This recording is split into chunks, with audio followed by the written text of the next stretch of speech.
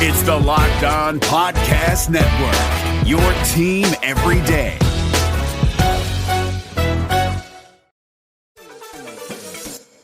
In sports, the scoreboard doesn't tell the full story, but Netflix does. Stories about dads who happen to be world-class quarterbacks and a battle for the heart, soul, and direction of the multi-billion-dollar business of F1. Whether you're a diehard fan or you're brand new, Netflix has the stories for every type of fan. You can watch these incredible sports stories like Quarterback, F1 Drive to Survive, Untold, and many more now on Netflix. It's Thursday in the NHL, and that means you are tuned and tapped into your source for fantasy hockey news and daily degenerate gambling breakdowns, the Locked On Fantasy Hockey Podcast. And with news across the league, we need to get to Tristan Jarry, Huberdeau, Big Time Bets. We got a big time episode ready to go. Thank you for joining us. Let's tap in. You're Locked On Fantasy Hockey, your daily podcast on fantasy hockey. Part of the Locked On Podcast Network, your team every day.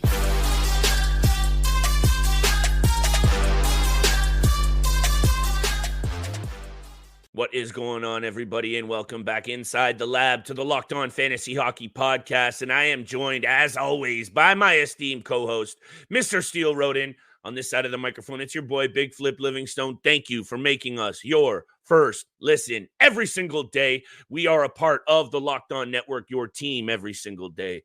Steele, I missed you yesterday big time, as always. But what I'm not missing out on is all of the news that's going around the NHL. I feel tapped in right now. Maybe it's because I got a little bit extra time on me hands. But I have eyes on everything going on in the NHL right now. Some of it I'm not really liking. And I got to start with the Jonathan Huberdeau situation. Not on today's episode. We're going to talk about Jarry, but I mean with what I'm not liking. Huberdeau is going through the motions out there. And I actually love the head coach move of him benching him for the whole third period. We're going to talk about him. Thank you. We're going to talk about him, the Flames, what's going on out west once again. Tristan Jarry, let's talk about that first before we obviously get to the end of the show in Big Time Bets. I'm hyped for your bets today, 11-game betting board. But Tristan Jarry, that play, I don't know if you saw it. It didn't look good. And head injuries, whiplash injuries, neck injuries. He also had a cut on his face. They're never good. But what's not good is what's going on in Pittsburgh overall. And that's what we're going to start. Flip it over to you. No pun intended. What's your take on this? I don't know if you saw the play or not. He was bloodied above his right eye. He made 21 shots, stopped before his exit. Hit me with your take on this because there's a lot of pressure in Pittsburgh. Well, I'm just hoping it's not that serious. And I know it looks pretty bad. And obviously with the cut around his eye doesn't help the situation. But I'm really just hoping that it's just a tweak in the neck and no serious concussion on the play. Yeah. You know, at first glance, it didn't really look too hard of a hit. Like I've seen bigger hits when guys are flying by the blue paint. So it didn't look as vicious as we've seen prior in different instances. But obviously any contact to the head and that little motion right there, you're always going to be... Yeah, the whiplash motion, you're always going to be a little stunned, a little shocked. And again, hopefully it's just a minor tweak to the neck. But honestly, this actually may be good for Jarry to get some rest and quickly regroup mentally and physically and just take a little bit of a break because I haven't been too happy with his game. And at the same time, I'm not disappointed as well. I'm in the in the middle somewhere. I'm in neutral territory about how I've watched his game so far this season in the 9 games that he's played. He's 4-5-0. He's got 2 shutouts, but he's got a .907 save percentage and a .251 goals against average. It's not great stats, but it's not horrible. But again, just the inconsistency right now, because I know he has the confidence, but it's the lack of the lack of consistency that has really been the most aware so far in the first 9 games. You know, he played great the last 2 against the Sharks and Ducks, not the greatest of competitions, but again, played 2 great games against those before he obviously got injured. And then the 2 previous to that, he allowed 3 goals on 9 shots against the Ottawa Senators and had 4 goals against on 27 shots the previous. And then 5 games before that, he gets a 31 save shutout against the Colorado Avalanche. So the very fluctuation of his playing ability right now and the inconsistency, because I know he's got the talent, I know he's got the confidence, but really just trying to find a middle ground of bringing that game from game to game. So that's what I'm looking for, in a little bit of this regroup, rejuvenate. Again, we're only 9 games in, but it looks like he needs it again with something of an injury that could help him. I actually don't hate that angle that you're taking because I don't know what he needs. If it's a reset, if it's some time to rest, through an injury, I don't know. I don't hate what you're getting at. What I am a little bit cheesed about here is this Pittsburgh Penguins situation overall is they don't have the luxury of Tristan Jarry being able to do that. As much as I agree with you, he might need that time. I don't think actually, though, after I look at his numbers, that I'm actually doubting his ability. Overall, 121 wins, 65-20 is his record, 913 save percentage, in his career since entering the league in 2016, 2017. It's about his ability to stay consistent and stay in that crease. We know he's dealt with injuries, and we know also, Steele, that this is the oldest club in the NHL, and their core pieces are all within the ages of 33 to 37. Erik Karlsson comes in with a whole batch of other new faces. Ryan Graves, Riley Smith, Lars Eller, Nola Chari. We like those moves. But what happens when, and I think you and I both agreed on this point, that chemistry, growing pains with that many new players in the lineup is going to happen. And I'm a little bit concerned about this Pittsburgh Penguins team's ability to turn this around in enough time to get it done. I know everyone that I talk to right now, everyone's always like, but it's early. People, they have one less point than the Philadelphia Flyers, and they're in a Metro division that has the Rangers, Hurricanes, Devils, and Islanders. And we're not even talking about the fading Capitals, which I think you and I can both agree on that one. They're probably going to be out of the picture, but still ahead of the Penguins. And lastly, Magnus Hellberg comes in relief of Tristan Jarry. Alex Nedeljkovic is on the IR. I'm actually not quite sure if there is a clear-cut return for him. I think it's sooner than later, but I'm really not sure. If Magnus Hellberg is the goalie that they have to rely on, of course, Steele, this makes him fantasy relevant because week to week he's probably going to get the run out now. But what does this mean for the success of this team? I'm really concerned because you and I also can agree on the fact that this core, at some point, Letang, Malkin, Karlsson, or even Sid, even though Sid's been very, very healthy, someone else is going to get banged up. And if you couple that with your starting netminder being down, this team is not deep enough to come back from those kinds of injuries. Yeah, and the fact that we talk about as well, like you were just mentioning, that it's still early on in the season. Look, we're 9 games in for the Pittsburgh Penguins. We know that you can't win. You can't win right away to start off a season, but you can certainly lose and miss the playoffs to begin. So just because it's early in the season doesn't mean that it doesn't mean as much as it does later on or in the middle of the season. So I like that take. Look, and we know, again, like you've said so many times, that this is going to be one of their last, if not their last chance with his core right now to get going. On the offensive side of things, help down in the defensive side of things, and their goaltenders. So there's a lot of things going on with the Penguins right now that need to get wrapped up real quick because there's been some ugly moments out there. I think the one highlight that I've really liked is Riley Smith. He's been a great addition to the lineup so far. 6 goals, 5 assists, and he's playing great up and down the lineup. But other than that, the bottom 6, the guys that Kyle Dubas has brought in this offseason haven't panned out so far. We know this is one of the older teams, probably the second oldest team in the NHL right now. And they've got to figure it out fast because you can't rely on Sidney Crosby, Evgeny Malkin, and even Jake Gensel to do all of the things in the offensive zone. Shout out to Josh Wegman of the Score app, longtime friend of the show, to make the highlight and point that the underlying metrics for this team they've been kind of unlucky. They're right in the middle of the pack of the power play again, right in the middle of the pack on the penalty kill. They've actually scored in the top half in the NHL in total goals. They've been a lot better than I think their record has indicated, but this is the NHL, and you made the points. This will catch up to you very quick, Steele. The rest of this episode is going to catch up to us quick because right around the break, we're talking about Jonathan Huberdeau. We're talking about the Calgary Flames and what's going on out west. And, of course, 11 games on tap for the NHL betting board tonight. I got to pay these bills. Christmas, the holidays, Hanukkah, everything's on the way, Steele, and we're saving up those pills. But today's episode is brought to you by Jace Medical.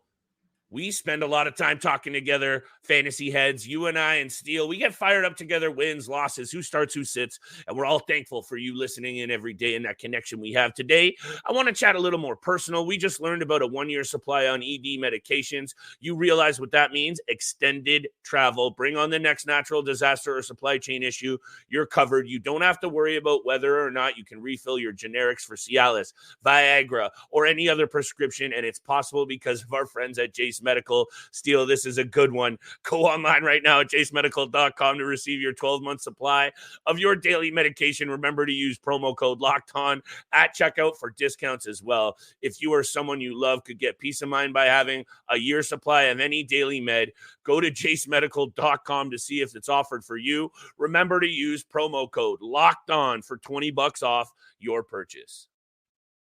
Hey everyone, Chris from Locked On Avalanche here. If you like using debit over credit, I just learned about something that's definitely a game changer. Discover Cashback Debit. It's a checking account that rewards everyone with cash back on everyday purchases, which means you can get cash back on NHL tickets or head-to-toe hockey gear to make this season a total win.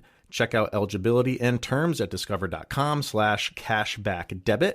Discover Bank, member FDIC. And thank you so much for making the Locked On Fantasy Hockey Podcast your first listen every single day.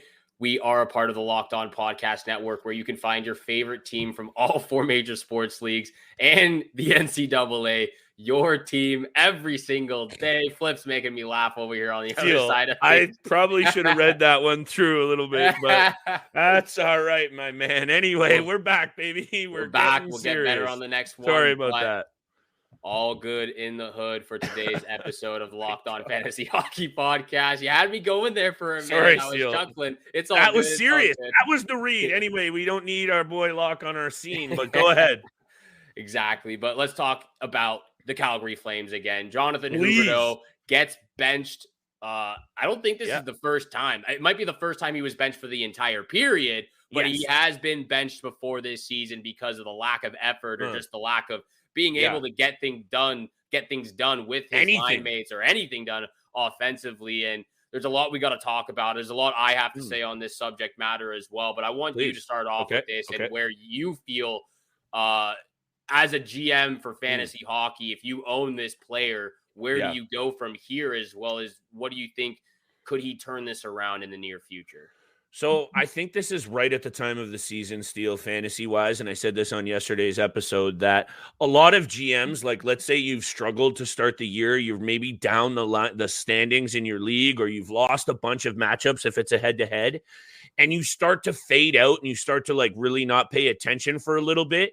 This next little stretch, I swear, is so critical, because even if you haven't performed, and some of these guys who are really big names in Huberdeau, and obviously it doesn't matter how much he gets paid in terms of your fantasy teams, but the big money guys, you can't look. Someone dropped Matty Beniers the other night. He had 2 assists. Someone dropped Jordan Kyrou last week, all over it. This is just one of those situations that I would say right now, it's very close to letting go of Jonathan Huberdeau, for sure. He's going through the motions out there, Steele. I would just hate to be, because probably you're invested into this player at a pretty high round. Yeah. So I would say this, depending on your format, depending on where you are in your league, and depending on where you drafted Jonathan Huberdeau, and lastly, who can you fill in for him? I'm going to say this. Leave him for 1 more week. I want to see how he responds. I love this move by the head coach. Is it Ruxa? I always butcher that. Ruxa. I like that move. I think more players in the NHL could probably stand to do better from some of that motivating. Anyway, Jonathan Huberdeau, this year, Steele, not good enough once again. 2 goals, 4 assists. I say wait 1 more week. Let's see how he responds. But my goodness, what another disappointment for a guy that I think, Steele, looks to be just going through the motions. And he gets sat for the whole third period, and that team came back and won. So what does that tell you? Just saying, just throwing it out there. It's a big message to the entire group of the Calgary Flames, sitting their highest paid player, most likely that should be their best player. When a player makes $10.5 million, this is the 8th highest contract amongst forwards, the 10th highest contract overall in the NHL. But when you make that much money, you have to be the best player almost every single game. You have to be the one driving you have to be the driving force especially on the offensive side of things. You know, like you said, he's going through the motions right now. I feel for the guy because you can see it on his face. There's nothing he can do. He's trying out there, but no matter what, it looks bad whatever way you look at it. And again, it's not just him. The entire team is struggling to find chemistry right now, to find the open man and actually capitalize on scoring chances. But again, when you're the highest paid player on your team and you're in the first season of this monster contract that you just signed, and 2 seasons ago, you just had 115 points. You need to be the best player right now. And right now he's the worst player. So personally, when it comes to, you know, what to do with him, I personally wouldn't have the strength to drop him. Others might be, like we've seen.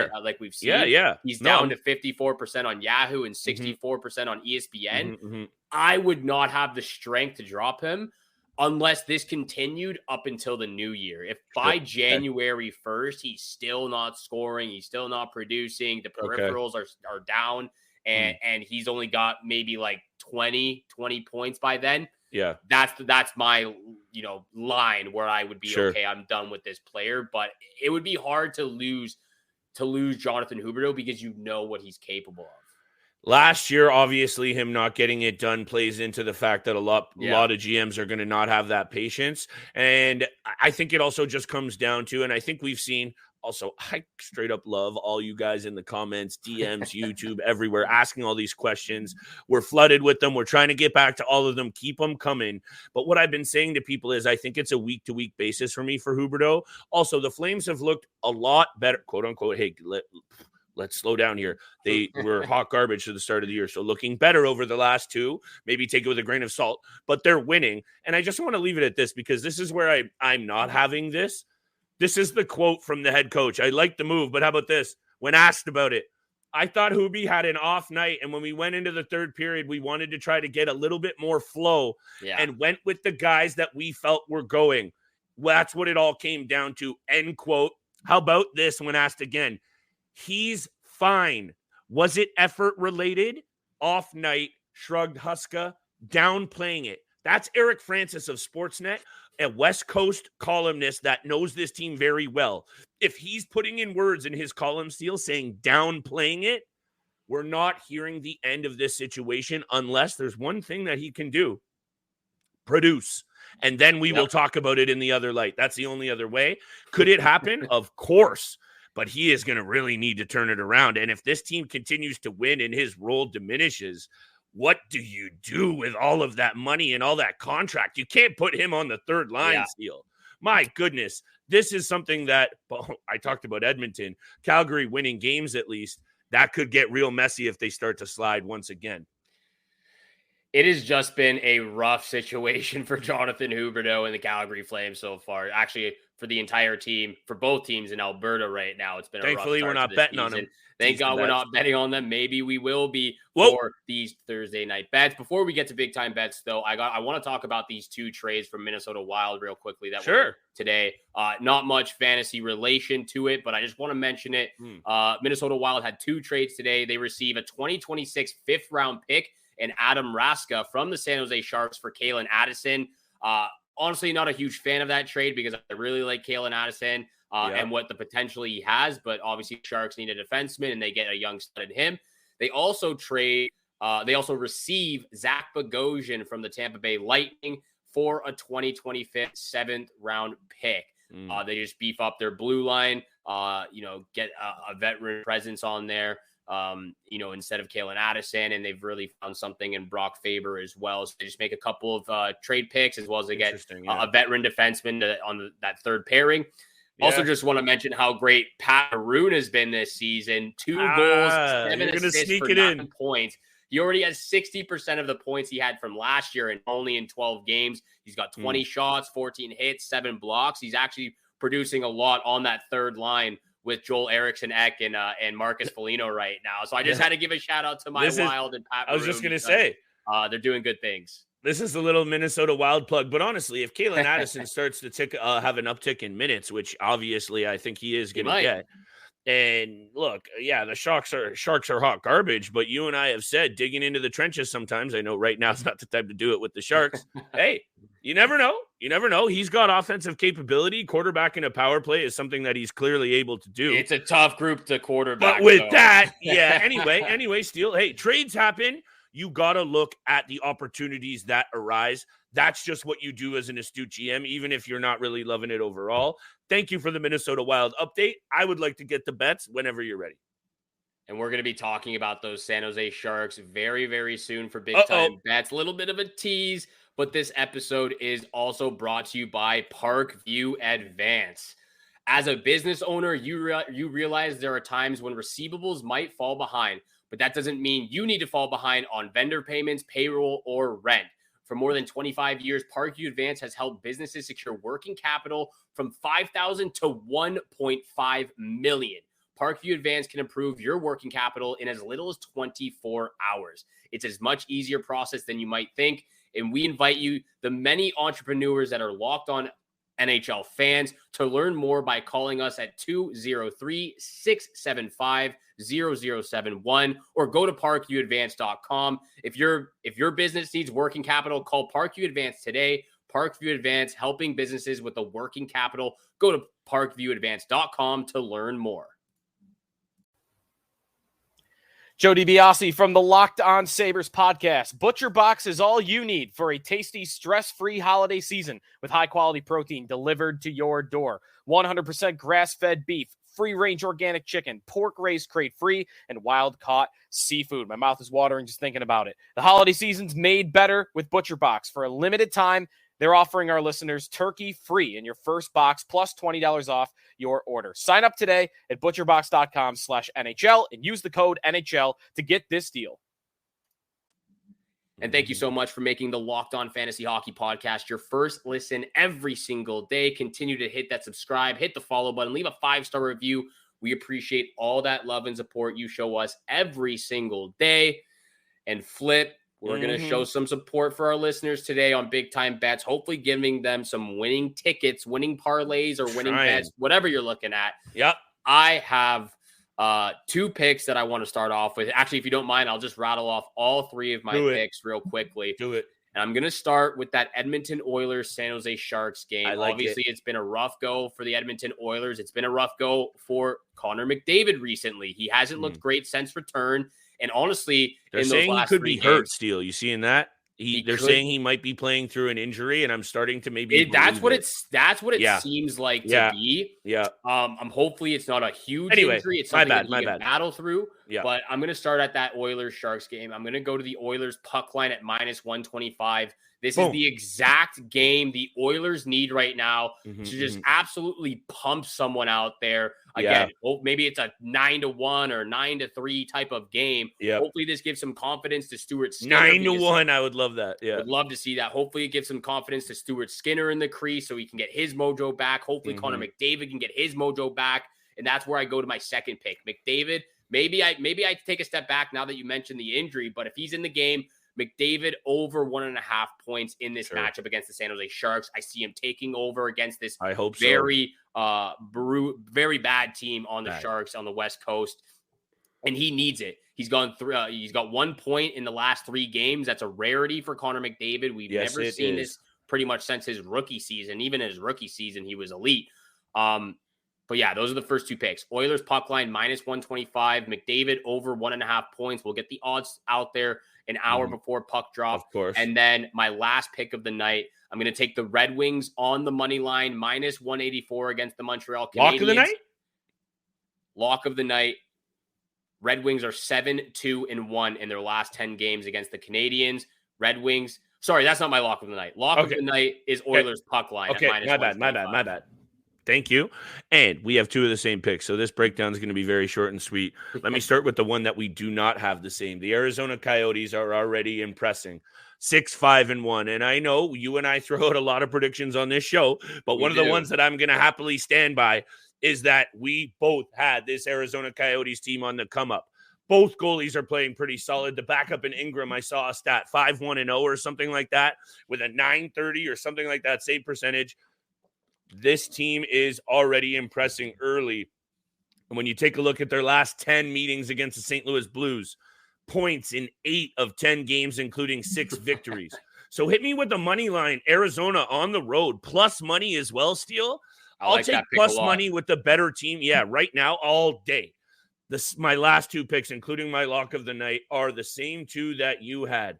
The Edmonton Oilers track record against the San Jose Sharks, 9-1-0 in their last 10 meetings against the Sharks, and 6 of those 9 wins by 2 or more goals. So hit me with the puck line bet on the Edmonton Oilers, minus 125.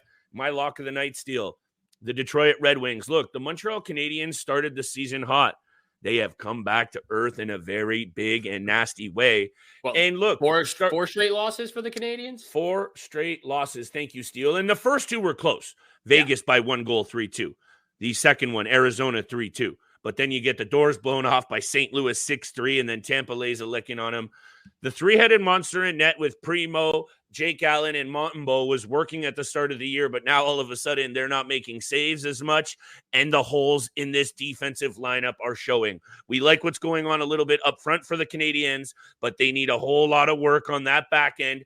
They'll get there, Steele. It's coming, but it's not happening yet. So we're going to fade this Montreal team in a heavy way. Detroit on the money line is my lock of the night. And let's also remember, as you mentioned very astutely, the Red Wings have points in 8 of their last 10 against the Canadiens. So hit me with the Red Wings money line, minus 170 as my lock of the night. I absolutely love when we're on the same page, and we've got 2 of the same bets out here, so that makes me even more confident going in with these big-time bets for Thursday night. Thank you so much for making the Locked On Fantasy Hockey Podcast your first listen every single day. Make sure you're tuning in Monday through Friday, 7 o'clock in the morning is when you can find all of our episodes, listening to it on the way to work, at the gym, going for a walk, doesn't matter. Tune in every single day, 7 o'clock in the morning. And again, thank you so much for tuning in for today's episode with Flip and I. Have a great day. Good luck with all your bets out there, and we shall see you back here again tomorrow. Peace.